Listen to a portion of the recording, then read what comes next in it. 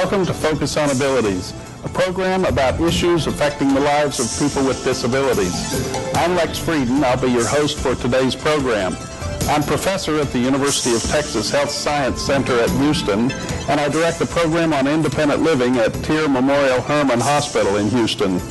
Today we've got a great guest, somebody you'll be interested to hear from. But before I introduce him, I want to ask you a question. This is one that we'll answer before the end of today's program. What was the first freestanding hospital in the Texas Medical Center? We'll come back to that, but before we introduce our guest, let's take a short break from Focus on Abilities. If you could see anything in the world, what would it be? I'd love to see Paris. I like to see cupcakes falling from the sky.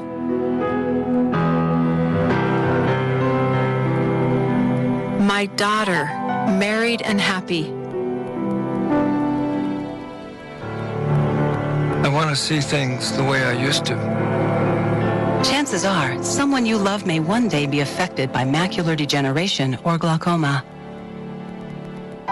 Log on to seeabettertomorrow.org or call 1-800-437-2423 to learn about glaucoma and macular degeneration. Call 1-800-437-2423 or log on to seeabettertomorrow.org. I just want to see more of the things I love.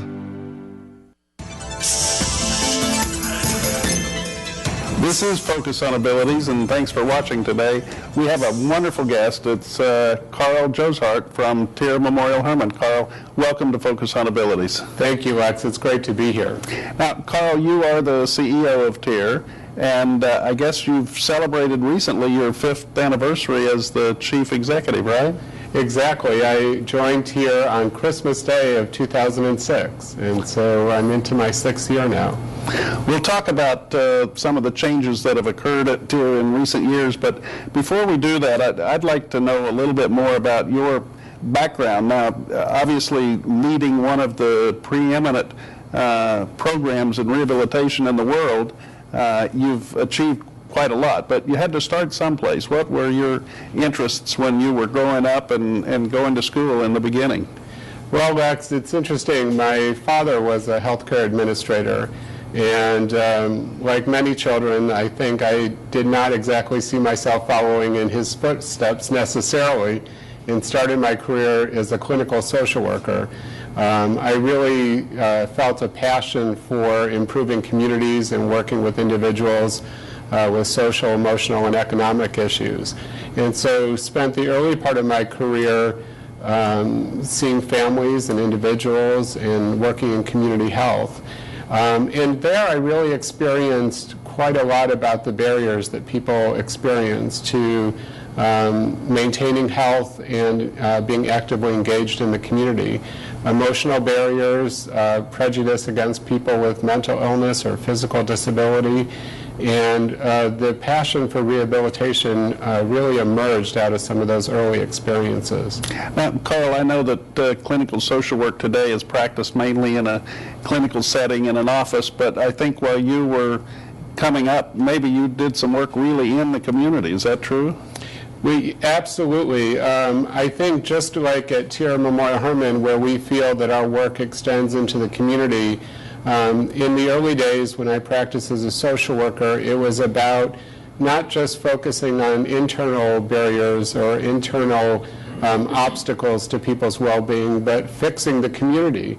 We looked at access to health and nutrition services, and we went out into the community and helped provide interventions when there's community trauma. And so working with the community and being part of the community is a passion that I really bring to the work that I do at TIRR Memorial Hermann. Now, after working in social service agencies, how did you transition from being a clinician to an administrator? Well, it's an interesting story. After working in many social service agencies, I ended up at the University of Chicago Medical Center originally working in the Department of Psychiatry inside the hospital. And I was part of a team that was chosen to redevelop or recreate a new model of care to help the hospital face some changes in healthcare that were going on back then. We tend to forget that in the time of healthcare reform now, this isn't the first time we've done this.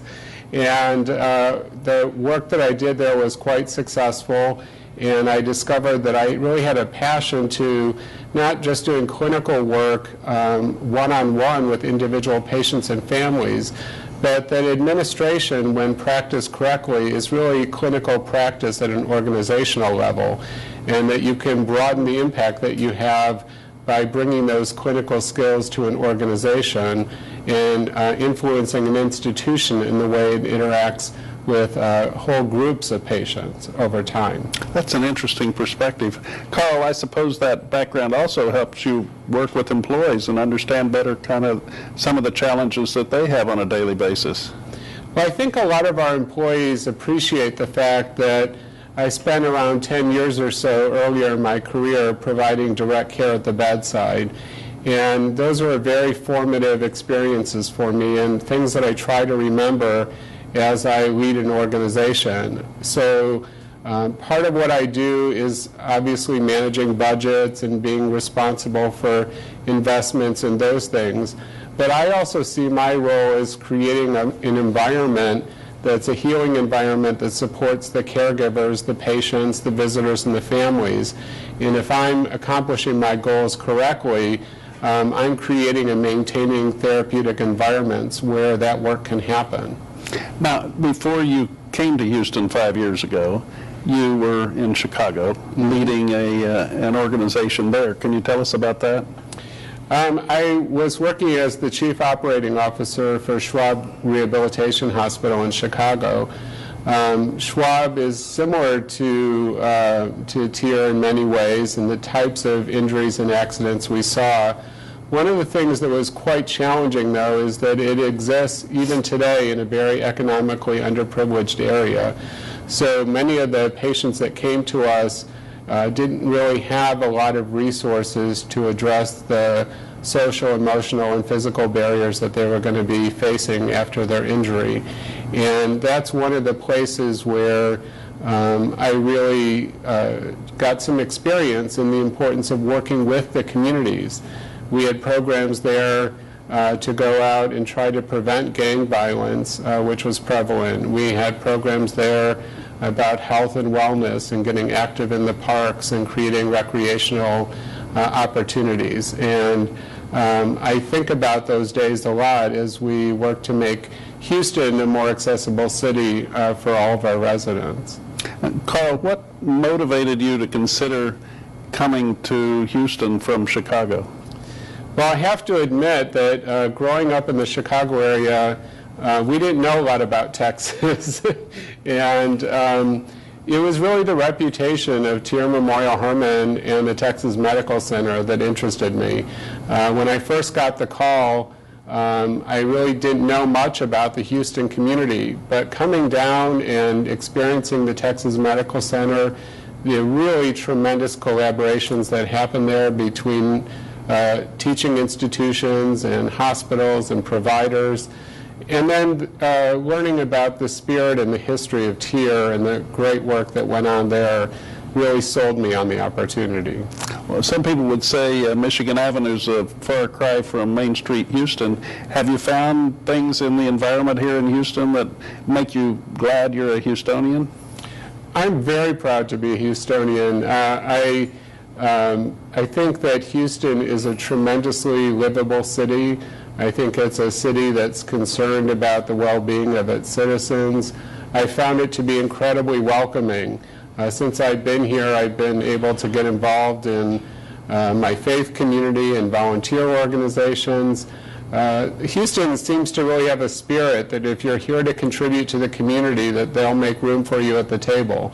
And so I've really benefited from that and enjoying it quite a bit, actually. Most Houstonians now one exception sitting here, have boots and a cowboy hat. Have you acquired those attributes yet? Well, not too long after arriving, I was invited to come to the rodeo, and I happened to mention to a colleague and a friend that I was planning on wearing a business suit, and it was suggested to me that I should probably look at least as if I had made an effort to blend in. And so since then I have acquired a hat and boots and a belt, and I've been to the rodeo. I can't say that I'm a cowboy in any true sense of the word, but I'm working on it a bit at a time. Now, the rodeo is one aspect of our celebrations, but the livestock show is where the real work gets done. Have you been to the livestock show as well? I have been to the livestock show. I've participated several times in the steer auction, and I've been part of a group that's bid on steer, and so I'm learning about that. I think that some of my family back home are a little surprised that that's part of my social circle right now, but it's interesting, and the rodeo is amazing for all the incredible work that it does as a charitable organization as well.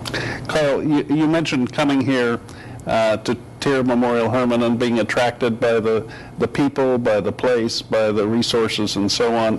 When you came to TIRR 5 years ago, there was a lot of change. TIRR before that time had been a freestanding organization. It was an independent corporation, and just at the time you came, we merged with Memorial Hermann, and that obviously caused a lot of need for realignment of staff, of faculty, of our doctors and caregivers and so on. Did you find that to be a great challenge or a great opportunity? Well, I think both, Lex. I mean, it was a challenge and a great opportunity. I think, as you said, TIRR had a long, proud history of being independent since it was founded by Dr. William Spencer in 1959. And I think as with any big change, there was fear and apprehension and worry that some of the essential character of what made TIRR such a great place might change as it became part of a larger organization. But I have to say that the merger has gone well beyond our wildest dreams and expectations. The values and the priorities of Memorial Hermann as an organization so well complement TIRR's history and its historic values that we've been able to achieve great things together.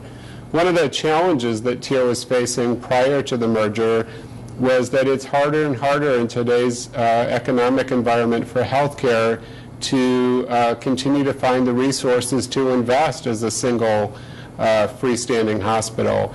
And so since coming to TIRR, we've already been able to invest over $25 million in modernizing the facility, creating new computer systems, investing in new faculty and staff. And in fact, just in the next few months, we're going to be breaking ground on a new research center that is funded through philanthropy and is going to house all of our research activity on the campus and allow us to expand and create more space for patient care. Okay, let's talk more about the new TIRR, but before we do, I'd like to take a break. And I hope all of you stay tuned for more Focus on Abilities. We'll be right back.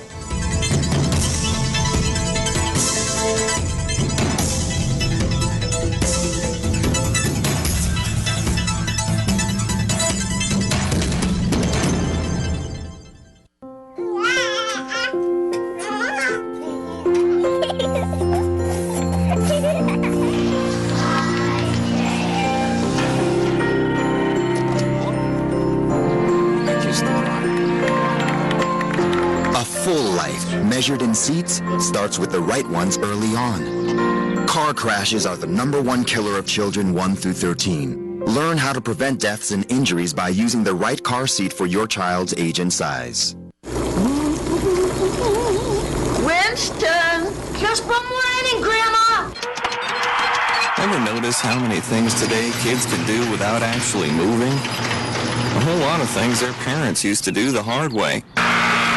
So many kids' activities today seem to leave out the activity part, which makes exercise even more important for children. In fact, new research tells us the best time to enhance bone development is during childhood and adolescence.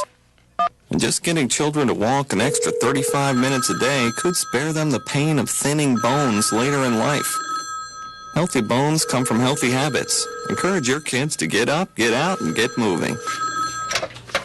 Hello. Hey, Grandma, how about another grape soda? A public service message on building strong bones for kids from the Pediatric Orthopedic Society of North America and the American Academy of Orthopedic Surgeons.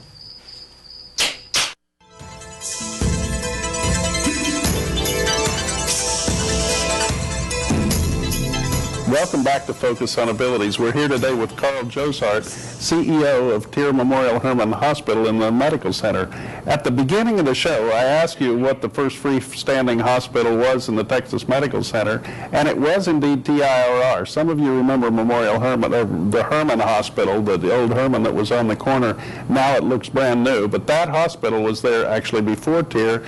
But it wasn't on a piece of the medical center property. It had its own land claim there on the corner of Fannin. And also there before TIRR was Baylor College of Medicine building, the old building, but it wasn't, of course, a hospital. So those of you who guessed TIRR get the prize, whatever that might be. We're glad to have Carl Josehart here. We're talking about TIRR's history and a little bit now about its future. And Carl, you said that we would have soon a new research building adjacent to TIRR. Tell more about that, please. Well, it's very exciting, Lex, and it's really due to the generosity of the Houston community that we were talking about earlier, because the funding for it has come from philanthropic contributions to TIRR. But we have a vacant building that sits in between TIRR and Ben Taub Hospital that originally was designed for research. And back in the earlier days, when you were with TIRR during some of the formative times, we called it the Speech and Hearing Building. That building is now being repurposed, and we expect to open in the next 6 to 12 months 43,000 square feet of research space that will house research for brain injury, spinal cord injury, adaptive technology, and robotics to help people who can't ambulate or move on their own. And then, of course, your program, the ILRU, the Independent Living Program, that does a lot of technical assistance around the country and around the world in helping communities develop resources for people with disabilities. That's one thing about TIRR that I don't think people generally know. They think of TIRR, they think of the rehabilitation programs that serve many of our folks from Houston, but also people from outside Houston. They know about the wonderful physicians and caregivers that we have there, but they don't realize that the research program at TIRR is one of the foremost medical rehabilitation research programs in the world. Yeah, I think that you're absolutely right, and we need to get the word out there more and more. As technology has improved life-saving techniques, people are living through injuries and illnesses that they never did before.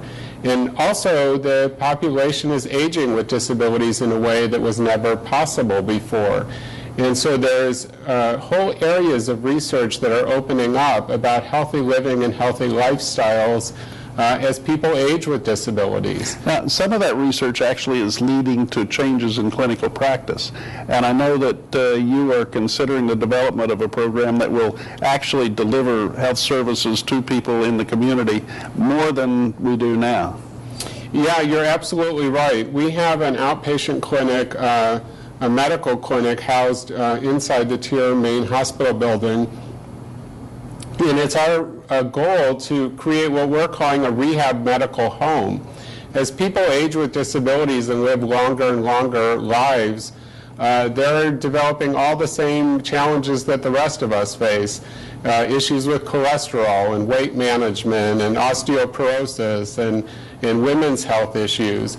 And we find that people in the community with disabilities sometimes find it hard to access resources that aren't designed for their special needs, or that physicians may not have enough patients in their caseload to understand the special needs with people with spinal cord injuries or brain injuries. And so we have a multi-specialty physician practice group that includes cardiology. We have also nutritionists, and we have pharmacists who can help our senior citizens who may be on many medications from many sources sort through any potential harmful effects. We have an outpatient imaging center that can provide mammograms for women in wheelchairs who may not be as accessible to them in some of the community resources that are available.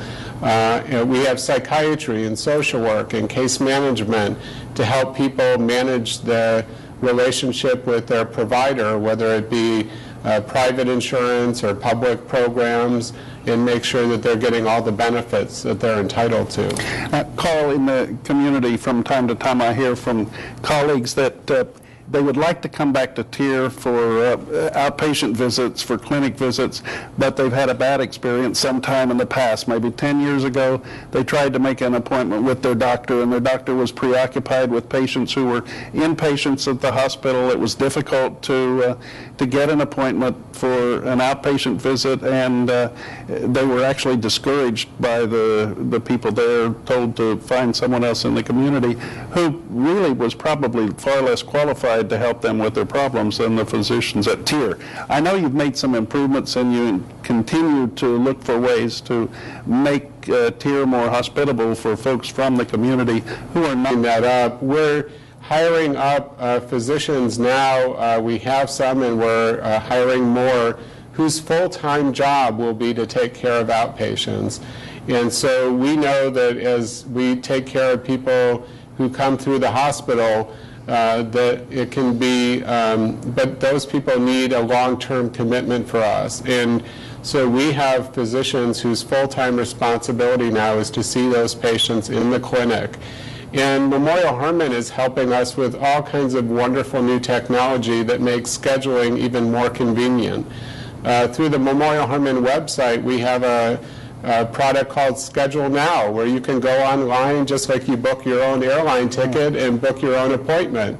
And we're rolling that out across Memorial Hermann, and TIRR's next on the list, where we're going to be opening up therapy and doctor appointments for people to schedule on their own at home at whatever time of day is convenient for them. And so they can pick among available appointments and just pick their own provider and time slot. That's beautiful.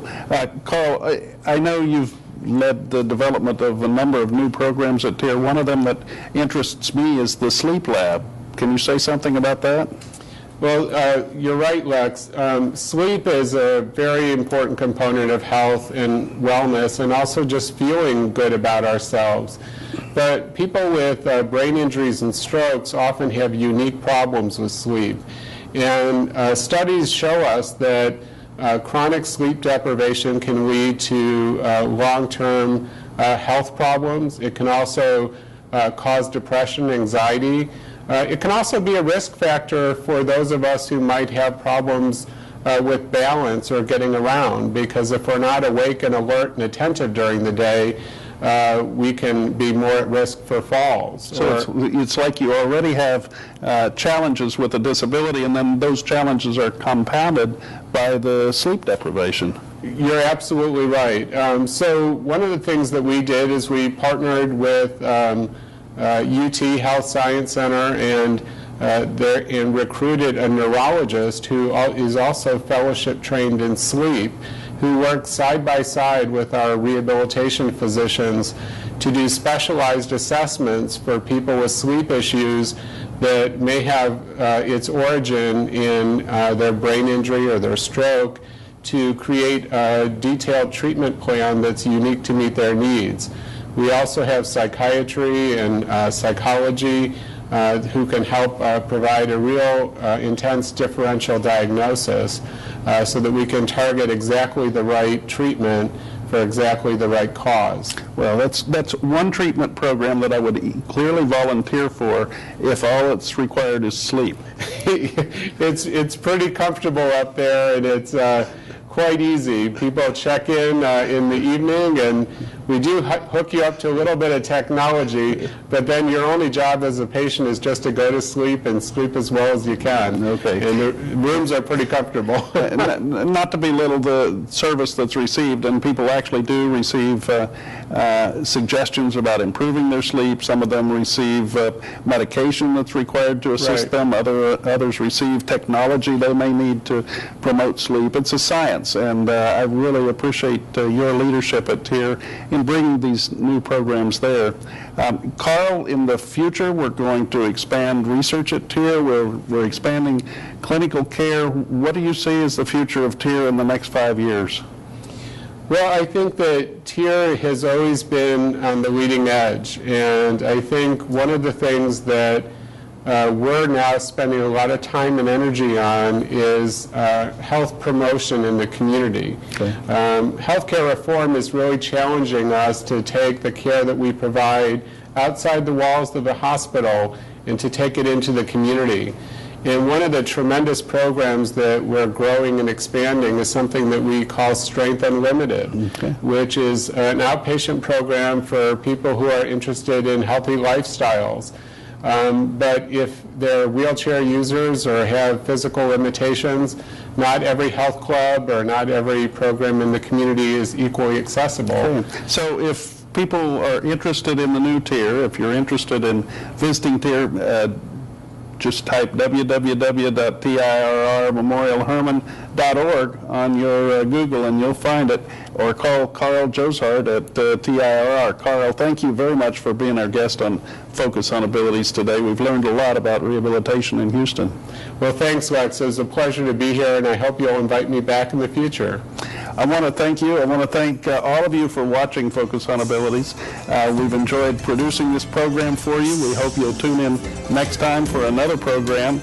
And in the meantime, if you do need rehabilitation, call TIRR and they'll be there. Thanks for watching again. I'm Lex Frieden, your host, and we'll see you next time for more Focus on Abilities.